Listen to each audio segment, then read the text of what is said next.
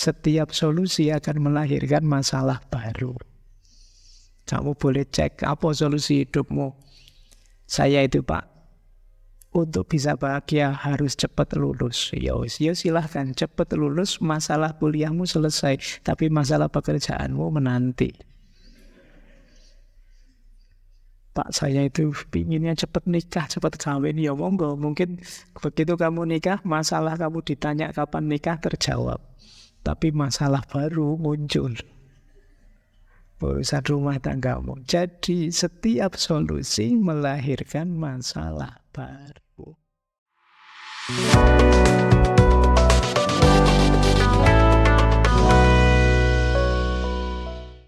Baik. Kita belajar lagi pelan-pelan ya. Cirinya pemikiran Murphy's Law ini secara umum ada 3. Dan ini tidak enak semua. Jadi kalau kalian tipe ini ya siap-siap hidupmu susah terus. Karena mikir negatif. Yang pertama pesimis. Jadi pesimis itu pikiran kita sibuk pada negatifnya saja. Jadi kalau lihat apa-apa dilihat negatifnya. Lihat misalnya teman-teman ini baru awal lagi semangat ngaji. Terus saya paling sebentar lagi yang ngantuk. Itu dilihat negatifnya. Tidak disyukuri semangatnya yang hadir sekarang. Paling ya tidak paham. Paling ya ikut-ikutan temannya saja. Pesimis mindset. Menghadapi apa-apa selalu dilihat negatifnya. Ini kelihatannya sederhana, kelihatannya teman-teman ya sudah paham. Tapi biasanya secara tidak sadar, pikiran ini menyetir kita. Meskipun tiap hari kita disemangati, bisalah saya, mampulah saya. Tapi diam-diam, pelan-pelan batin kita bilang, enggak kok sebenarnya ya enggak mampu, ya enggak bisa-bisa amat. Saya merasa belum terlalu ahli. Itu jadi penghalang keberhasilan kita itu kita sendiri. Mau baca buku saja, ini bukunya tebal sekali ya. Bisa kok saya selesaikan. Tapi dia mau bilang, jadi ya mungkin tidak bisa. Sebenarnya ya berat. Itu kamu sendiri yang ngerem dirimu sendiri untuk sukses. Jadi cara berpikir yang serba pesimistik. Apa-apa dilihat tidak enaknya. Kalau waktunya hujan gini, waktunya tidak hujan gini, kamu sibuk betapa panasnya. Nanti hujan juga kamu susahkan betapa susahnya kemana-mana uang hujan. Lah kamu mintanya apa terusan? Ya minta itu yang tidak hujan Pak, tapi ya tidak panas, jadi angin sepoi-sepoi, dingin. Tapi itu pun kalau kamu mindsetnya pesimis ya tetap mengeluh, aduh Pak, jemuran tidak kering Pak. Ya ampun lah. Jadi kamu mikirmu selalu negatif terus. Cirinya biasanya ya 2. Tidak bisa bersyukur dan selalu mengeluh. Akhirnya kamu dimakan sendiri oleh mindsetmu. Kan sering orang bilang pikiran kita itu menentukan tindakan kita dan pada akhirnya menjadi penciri siapa kita. Ya kalau pikiran kita negatif-negatif, ya kita melihat segala sesuatu serba negatif, perilaku kita juga merespon adanya negativitas tadi. Jeleknya apa Pak? Kalau selalu merespon yang negatif, ya kamu kurang aktif. Akhirnya kamu sibuk, kalau sepak bola itu hanya sibuk biar tidak kebobolan. Kamu tidak berani nyerang. Biasanya yang kayak gini ya malah mudah kalah. Karena musuhmu tenang, karena tidak mungkin kamu nyerang, paling ya bertahan. Nah ini cirinya mindset pesimis. Yang kedua, fatalistik. Fatalistik itu percaya dengan bahwa hidup ini saya tidak mampu menguasai apa-apa, sudah ada yang ngatur. Entah mekanisme alam, entah Tuhan, entah sunatullah, entah apa, pokoknya saja ini serba tidak berdaya. Kalau di ilmu kalam itu ada aliran namanya Jabariyah yang punya pandangan fatalistik bahwa hidup kita ini A sampai Z-nya sudah di skenario. Kemarin ada, saya lupa diskusi di mana itu, yang tanya, Pak ngapain sih Pak kita berdoa segala itu? Kan segalanya sudah diputuskan oleh Allah. Ya Allah itu maha kuasa, dan dia memutuskan, dia juga mampu kok mengubah keputusan. Kan semuanya sudah ditulis Pak di Lauhil Mahfudz. Lauhil Mahfudz itu ciptaannya Allah. Misalnya sudah ditulis, dihapus lagi kan juga tidak apa-apa. Kan yang kuasa kan tetap Allah. Jadi ini kadang-kadang kita tidak sadar punya cara berpikir fatalistik. Ya tidak salah, tapi kita harus ngerti ranah dan wilayahnya. Dulu pernah kita mengkaji Syekh Abu Hasan Al-Asy'ari itu tentang kebebasan. Semoga teman-teman sudah paham di mana titik-titik kita bebas dan di titik mana kita terikat. Tapi Murphy's Law ini agak fatalistik. Ya meskipun nanti bisa dibaca, Murphy's Law ini dia percaya pada sunatullah kok misalnya. Hidup ini memang kadang-kadang begitu, ada yang bilang begitu. Ada juga yang bilang sebenarnya tidak pesimis Pak. Murphy's Law itu optimis. Optimis pasti kita gagal. Ya optimis pasti kita gagal itu apa bisa disebut optimis? Saya optimis Pak, mesti saya kalah itu. Saya tidak tahu ini optimis maupun tidak optimis kalau kayak gini. Nah itu ciri kedua, fatalistik. Ya ini agak berat kalau sudah fatalistik itu ya kalian cenderung pasif karena merasa hidup ini, kita ini seperti bulu yang diterbangkan angin, tidak tahu mau kemana arahnya apa. Itu kayak kalian yang punya prinsip, saya mengalir saja lah Pak hidup ini gitu. Ya mengalir, tapi kan kamu harus lihat dulu itu alirannya kemana, kamu mau dibawa kemana, tujuannya apa, kan begitu. Mengalir saja masih teman-temanmu begal, kamu ikut begal. Itu memang trennya begitu Pak. Ya Seneni Sunan Kalijogo nanti. Jadi ciri kedua fatalisme. Ciri ketiga, pandangan Murphy's Law ini menampakkan betapa lemahnya manusia. Jadi ada dua karakter lemah manusia yang dibidik dalam Murphy's Law ini. Yang pertama kecerobohan, dan yang kedua lemah dalam pengendalian. Manusia itu punya akal, punya beberapa kemampuan pengendalian yang luar biasa. Tapi mungkin di antara makhluk-makhluk yang lain, yang paling ceroboh juga manusia. Yang paling mudah kepleset itu manusia. Kalau yang bukan manusia lebih istiqomah, di jalannya lebih lurus. Tapi manusia yang bisa neko-neko dan paling gampang keluar jalur. Kita itu hebat luar biasa, tapi bisa meleset luar biasa. Kita bisa ahsanu taqwim, bisa asfala safili. Kita itu bisa mengendalikan banyak hal, tapi kita juga bisa menghancurkan banyak hal. Nah, Murphy's Law ini nanti fokus pada bagaimana manusia itu ternyata tidak mampu mengendalikan hidupnya. Seringkali kebalik, bukan kita yang mengendalikan situasi di sekeliling kita, tapi situasi sekeliling kita yang mengendalikan kita. Ya contohnya banyak. Kita kan sering dikritik para filosof, hidup kita itu hidup serba mengikuti kerumunan kita. Yang lain bagaimana, ya kita tidak akan jauh-jauh dari situ.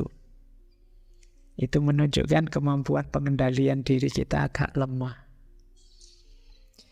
Baik, ini 3 cirinya secara umum. Jadi konsep umumnya tadi, yang punya if anything can go wrong, it will go wrong. Sejarahnya seperti tadi, Kapten Edward Murphy, dengan 3 ciri. Fatalistik, kemudian yang pertama pesimistik, dan yang ketiga kelemahan manusia yang ceroboh dan lemah dalam pengendalian. Sekarang kita lihat 14 hukum Murphy yang terkenal. Yang pertama tadi ya, ini yang pokoknya, anything that can go wrong will go wrong. Segala sesuatu yang bisa salah, ya akan salah. Kira-kira kamu bisa gagal enggak? Ya bisa Pak, ya kemungkinan kamu nanti gagal. Kalau pakai kaidah ini. Karena fokusmu ke situ.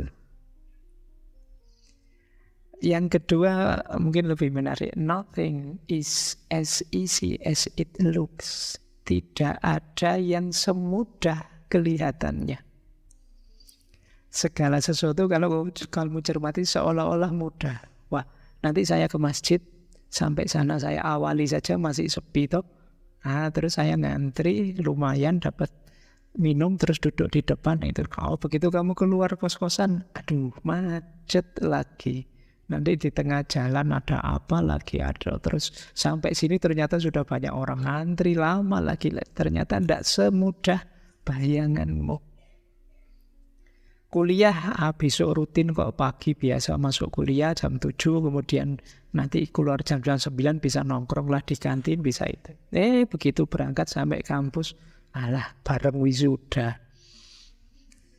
Macet, tidak bisa masuk kampus. Itu kan kamu sering begitu. Tapi nothing as easy as it looks. Segalanya ternyata tidak semudah bayanganmu. Bayanganmu itu mulus sekali, begitu dijalani tidak segampang itu. Ada saja kadang-kadang halangannya. Itulah hidup, dan itu kaidah kedua Murphy's Law. Jadi kalau kalian nanti ingin melakukan apa, kok tiba-tiba jadi rumit, urusannya jadi ruwet, itu Murphy's Law hukum kedua. Segala sesuatu tidak semudah kelihatannya. Wah, asik nih nanti ketemu banyak teman, bisa ngobrol-ngobrol, guyon-guyon lama, bisa begitu nyampe sini, begitu ngobrol sebentar temanmu tersinggung. Tidak jadi guyon wis. Tegang akhirnya. Itu nothing as easy as it looks. Dan kita sering ngalami seperti ini. Tidak semudah bayanganmu. Kamu membayangkan, Pak wisuda ya simpel saja tuh, saya pakai baju toga, kemudian ngantri di sana, pindah toga terus selesai. Wah, begitu kamu pakai toga beneran, belum sumuknya, belum panasnya, belum lamanya, kamu nomor akhir juga, terus langsung pakai gitu. Ya, jadi ternyata yang tidak sesimpel bayanganmu. Kadang-kadang halangannya tidak terduga saja. Wah, ngaji selesai, pulang nih, begitu nyampe kamar kos-kosan depan, aduh kunci ketinggalan di masjid. Balik lagi ke sini, susahnya. Itu nothing as easy as it looks. Baik, sudah asik-asik mau masak, wah belum makan ini Indominya ada kok, begitu dinyalain, wah kompornya yang tidak ada. Habis apinya. Susah ternyata hidup ini ya. Nothing as easy. Jadi nanti kalau kamu mengalami sejenis itu pengalaman, tidak usah galau, sebut saja, ini namanya Murphy's Law. Hidup ini ternyata tidak gampang. Mirip dengan kaidah ketiga, everything takes longer than you think it will. Segala sesuatu membutuhkan waktu lebih lama dari yang Anda perkirakan. Kalau ini contohnya banyak. Kayak kamu saya nulis makalah ya Pak, sehari 1 halaman saja, nanti seminggu dapat 7 halaman, sudah cukup bisa dikumpulkan. Baru pegang laptop, saya buka TikTok dulu, buka YouTube dulu, terus akhirnya enggak jadi, wong sehari cuma 1 halaman enggak bisa. Sampai hari ke-7 baru setengah halaman. Jadi waktunya ternyata lebih panjang dari yang kamu bayangkan. Dan banyak itu. Mungkin kamu yang semester awal membayangkan besok kuliah ya kira-kira 4 tahun lah, nanti semester 6 sudah KKN pendek, nanti semester 7 sudah maju proposal, sudah itu. Ternyata ya kamu baru kaget loh, sudah 12 saya Pak semesternya. Jadi everything takes longer. Segala sesuatu ternyata waktunya tidak sependek yang kamu bayangkan. Dan kamu sering ngalami ini dalam hidup. Oke ya. Ya nanti kalau ngalami gini ya kamu bilang ini Murphy's Law, hukum ketiga. Jadi ini hidup ini rasanya berat gitu kalau pakai Murphy's Law, karena kita dapat pahitnya saja. Kita lihat lagi. Hukum yang keempat. If there is a possibility of several things going wrong, the one that will cause the most damage will be the one to go wrong. Jika ada kemungkinan beberapa hal salah, maka yang menyebabkan kerusakan paling besar biasanya yang terjadi. Jadi maksudnya apa? Misalnya kalian punya HP. HP itu ya biasanya ya kadang error apanya, kadang rusak apanya, kadang temper gelasnya retak, macam-macam penyakitnya. Tapi sejauh yang kamu tahu penyakitnya HP yang macam-macam tadi, biasanya yang kamu hadapi yang paling berat. Jadi temanmu baru saja bilang hati-hati lo pegang HP, kalau ke pantai kena air selesai HP-mu itu. Kalau sekedar temper glass bisa diganti, tapi HP-mu kecemplung laut selesai. Nah, itu kan misalnya begitu. Kok dilalah biasanya kamu akan ngalami itu. Main ke pantai lupa HP-nya di saku. Itu yang terjadi. Jadi biasanya kesulitan paling berat yang kamu bayangkan, masalah paling besar yang kamu bayangkan, itu yang muncul. Yang paling kamu takuti, itulah yang muncul. Ini bisa permainan pikiran, bisa juga ya negatifnya pikiranmu tadi. Misalnya kamu takut, jangan-jangan pasanganku selingkuh ini, ya jangan-jangan. Ternyata kamu kaget beneran. Bisa begitu, itu Murphy's Law hukum keempat. Yang paling kamu takuti, itulah yang muncul. Yang resikonya paling besar, itulah yang terjadi. Hati-hati dengan pikiranmu. If anything simply cannot go wrong, it will anyway. Kalau ada sesuatu yang menurutmu tidak mungkin salah, perfect ini Pak, pada akhirnya akan muncul masalah. Tidak ada yang perfect. Ya ditunggu saja nanti ada masalahnya. Oh, tidak bisa Pak, saya itu orangnya sabar, saya orangnya neriman, saya kena masalah apa saja mental Pak. Nanti tiba-tiba kamu dapat masalah yang kamu sulit sekali menanggungnya. Jadi ini Murphy's Law hukum kelima. Jadi ini mirip dengan yang keempat tadi. Kalau yang kelima ini, yang menurutmu tidak mungkin ada masalah, ternyata ada masalah. Dan muncul masalah. Itu persis kayak kamu kaget. Tiba-tiba artis ini loh, pengumuman mau cerai misalnya. Bayanganmu kan tidak mungkin nih, dia loh orang ini sejak kemarin. Ternyata bisa begitu. Itu Murphy's Law hukum kelima. Yang tidak terbayangkan ada masalah, tunggu saja, nanti akan muncul ada masalah. Ya karena manusia tidak ada yang sempurna. Lanjut, Murphy's Law hukum keenam.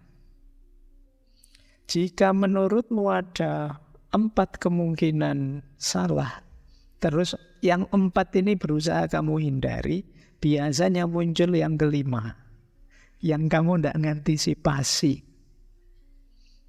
Misalnya kamu mau touring, wah biasanya saya itu mudah pusing, bawa obat pusing. Biasanya saya itu mudah masuk angin, bawa obat masuk angin. Biasanya kamu bawa semua. Ternyata yang kamu rasakan justru yang kamu tidak bawa obat, tiba-tiba di perjalanan kamu mencret misalnya. Aduh, kok tiba-tiba perut mulus, ini tidak diantisipasi. Jadi kamu mengantisipasi 4, yang datang yang kelima. Ada saja. Kayak tadi ya, ini sudah tak bawa enggak? Oh, sudah. Yang ini sudah saya bawa tuh sudah, ini sudah kok, semuanya sudah. Begitu sampai di stasiun atau di terminal di bandara, aduh, ada yang ketinggalan mesti gitu. Jadi dari 4 yang kamu antisipasi, biasanya muncul 1 yang meleset, dan itu muncul. Ini Murphy's Law, hukum yang kelima. Jadi ini kamu mengikuti Murphy's Law ini jadi sumpek, hidup ini ruwet, susah sekali. Yang ketujuh, segala sesuatu itu jika dibiarkan, dia akan berubah dari buruk jadi lebih buruk. Jadi bayanganmu kan dari buruk jadi baik. Enggak, dari buruk jadi lebih buruk. Kalau kamu punya barang rusak, kamu pinginnya kan tak biarin saja nanti baik-baik sendiri. Tidak mungkin. Kamu biarin saja ya tambah rusak. Kamu kan pinginnya begitu, tidak diapa-apain, dibiarin saja, semoga kapan-kapan baik. Tidak begitu. Kalau ada barang rusak, kamu cuekin ya dia tambah rusak. Jadi ini tidak berlaku kebalikannya. Itu Murphy's Law, hukum yang ke-7. Murphy's Law, hukum yang ke-8. Jika segala sesuatu tampak berjalan baik, engkau jelas melewatkan sesuatu. Hati-hati. Kayak kamu, rasanya sudah beres semua, tapi kok agak ya mungkin ada. Kan kamu sering begitu. Biasanya ada itu. Begitu kamu jalan lah kan, ternyata benar kekhawatiranku tadi. Ada yang ketinggalan, ada yang belum dilakukan, ada yang kurang lengkap. Jadi kalau segalanya kok rasanya lancar banget, kamu harus waspada. Ini mesti ada yang tidak beres, yang kelewatan ini. Itu Murphy's Law, hukum yang ke-8. Nanti kita baca dulu ya sampai yang terakhir Murphy's Law-nya, nanti kita analisis. Murphy's Law, hukum yang ke-9. Ini menarik. Nature always side with the hidden flow. Alam itu selalu berpihak pada flow, itu masalah, kelemahan yang tidak kelihatan. Jadi seolah-olah lingkungan kita ini menyembunyikan sesuatu yang nantinya menyusahkan kita. Ada saja sumber kita susah dari sekeliling kita. Tidak ada apa-apa ya, kayak tadi tiba-tiba kamu nendang gelas lah, tiba-tiba sandalmu hilang lah, tiba-tiba itu kan yang alam ini rasanya kok tidak ramah sekali dengan kita. Ini Murphy's Law, hukum yang ke-9. Nanti ada 14. Nanti kita jelajahi dulu, nanti kita lihat dari perspektif filsafat Barat, Timur, Islam menyikapi Murphy's Law ini. Terus yang ke-10, Mother Nature is a bitch.